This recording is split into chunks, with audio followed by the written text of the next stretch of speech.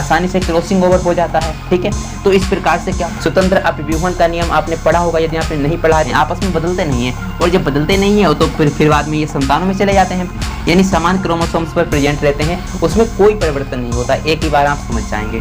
Hello student, welcome back my YouTube channel. तो आज की वीडियो में हम आपको बताने जा रहे हैं क्लास 12th बायोलॉजी का काफ़ी ज़्यादा इम्पोर्टेंट टॉपिक सहलग्नता, जिसे हम इंग्लिश में लिंकेज कहते हैं। ये परीक्षाओं के लिए काफ़ी ज़्यादा इम्पोर्टेंट है और ये NCERT पर आधारित है। चैप्टर आपका है वंशागत और विविधता के सिद्धांत, उस चैप्टर में ये दिया गया है। यदि आप सारी वीडियोस को देखना चाहते हैं इस चैप्टर की, तो आप प्लेलिस्ट में जाकर देख सकते हैं। तो सहलग्नता क्या होती है, चलिए समझते हैं। सहलग्नता का हम आपको एक थोड़ा सा इंट्रोडक्शन बता देते हैं। सहलग्नता यानी लिंकेज। लिंकेज का मतलब होता है कि माता पिता में जो भी लक्षण होते हैं वो बिल्कुल समान तरीके से संतानों में चले जाते हैं और उसमें कोई परिवर्तन नहीं होता है, उसे हम सहलग्नता कहते हैं, या आप कह सकते हो ये सहलग्नता का एग्जाम्पल है। तो यहाँ पर सहलग्नता को हम अच्छी तरह से समझते हैं। देखिए सहलग्नता क्या होती है, इसमें जो जीन होते हैं, माता पिता में जो जीन उपस्थित होते हैं क्रोमोसोम्स के ऊपर, देख पा रहे हैं कि इस प्रकार से क्रोमोसोम्स के ऊपर जीन उपस्थित हैं जो कि बिल्कुल पास पास उपस्थित है। ठीक है, पूरा समझ में आ जाएगा। ये क्या है, बिल्कुल पास पास उपस्थित हैं। जब इनमें क्रॉसिंग ओवर होता है, क्रॉसिंग ओवर जब इसमें होता है तो क्या हो जाता है, तभी ये जो यहाँ पर जीन आपको दिख पा रहे हैं ये बिल्कुल पास पास है, इसीलिए इसमें क्या हो जाता है, जीन एक्सचेंज नहीं हो पाते हैं, जीन आपस में बदल नहीं पाते हैं, और जब बदल नहीं पाते हैं तो नए लक्षण उत्पन्न नहीं होते हैं। ठीक है, तो इसी प्रकार से ये संतानों में ट्रांसफर हो जाते हैं बिल्कुल, यानी इस प्रकार से आप देख पा रहे हैं पेरेंट में देख पा रहे हैं ये जीन उपस्थित हैं बिल्कुल पास पास। इसमें क्रॉसिंग ओवर तो हो गया, लेकिन जीन जो है वो एक्सचेंज नहीं हुआ। एक्सचेंज का मतलब वो बदला नहीं और पूरा का पूरा यहाँ पर संतानों में चला गया, देख पा रहे हैं बिल्कुल समान तरीके से। तो इसीलिए इसमें क्या हो जाता है कि जो पेरेंट्स में जो जीन उपस्थित होते हैं क्रोमोसोम्स के ऊपर, वो संतानों में बिल्कुल एक समान तरीके से चले जाते हैं, उसमें कोई परिवर्तन नहीं होता है।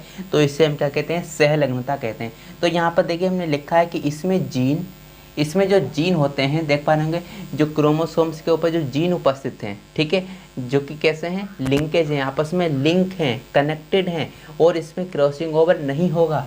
ठीक है, इसमें जीन जो होते हैं वो बिना किसी परिवर्तन के, उसमें कोई परिवर्तन नहीं होता है, और संतानों में यानी चिल्ड्रंस में वंशागत हो जाते हैं। ठीक है, यानी चले जाते हैं, और जब वंशागत हो जाते हैं तो क्या होता है कि माता पिता के समान लक्षण संतानों में हमें दिखाई देते हैं। तो यही लिंकेज की परिभाषा होती है, उसमें कोई सा भी आपको घबराने की ज़रूरत नहीं है, एक ही बार में आपको समझ में आ गया होगा। अगला है यहाँ पर तथा समान क्रोमोसोम्स पर ये प्रेजेंट रहते हैं, यानी समान क्रोमोसोम्स पर प्रेजेंट रहते हैं, उसमें कोई परिवर्तन नहीं होता, एक ही बार आप समझ जाएंगे। देखिए यहाँ पर लिंकेज कंडीशन दी गई है, और ये नॉर्मल जो व्यक्ति होते हैं उसके अंदर इस तरह के क्रोमोसोम्स होते हैं, और जिसमें सहलग्नता होती है उसमें इस प्रकार के क्रोमोसोम्स आपको दिखाई देते हैं। देखिए सहलग्नता कंडीशन, इसमें क्या है कि गुणसूत्र हैं उनके ऊपर जीन जो होते हैं बिल्कुल पास पास उपस्थित होते हैं, और इसमें क्रॉसिंग ओवर तो होता है, लेकिन इसमें क्या होता है, ये जीन जो होते हैं आपस में एक्सचेंज नहीं होते हैं, आपस में बदलते नहीं हैं, और जब बदलते नहीं हैं तो फिर बाद में ये संतानों में चले जाते हैं। जब संतानों में चले जाते हैं तो बिल्कुल पेरेंट्स के समान हमें लक्षण दिखाई देते हैं। तो ये क्या होते हैं, आपस में लिंक होते हैं। ठीक है, आपस में लिंक होते हैं, लेकिन जो नॉर्मल व्यक्ति होता है उसमें जो जीन्स होते हैं बहुत दूर दूर उपस्थित होते हैं। ठीक है, यानी काफ़ी दूर उपस्थित होते हैं, और इसमें क्या होता है, नो लिंकेज होता है, यानी इसमें लिंकेज नहीं होता है, दूर दूर उपस्थित हैं, आसानी से क्रॉसिंग ओवर हो जाता है। ठीक है, तो इस प्रकार से क्या हो जाता है, ये लिंकेज की डिफिनेशन हो जाती है। तो इससे आप अच्छी तरह से नोट कर लीजिएगा, बस इसमें इतना ही है। अगला यहाँ पर हम बात करने वाले हैं जो लिंकेज होता है, जो सहलग्नता है। सर्वप्रथम बैटसन एंड पुनेट एक वैज्ञानिक थे, दो वैज्ञानिक के नाम यहाँ पर दिए गए हैं, एक तो बैटसन है और एक पुनेट। इन्होंने लेथ्रियोस ओडोरोटस प्लांट पर सबसे पहले इस लिंकेज को देखा था, यानी आप कह सकते हो इस सहलग्नता को सर्वप्रथम देखा था। ठीक है, अगला यहाँ पर हमने पॉइंट लिखा है कि स्वतंत्र अपव्यूहन, यानी जो मेंडल का तीसरा नियम था, स्वतंत्र अपव्यूहन का नियम आपने पढ़ा होगा, यदि आपने नहीं पढ़ा है तो आप जाकर देख लीजिएगा। तो इसमें क्या होता है, जो स्वतंत्र अपव्यूहन का जो नियम होता है वो लिंकेज का क्या है, अपवाद है।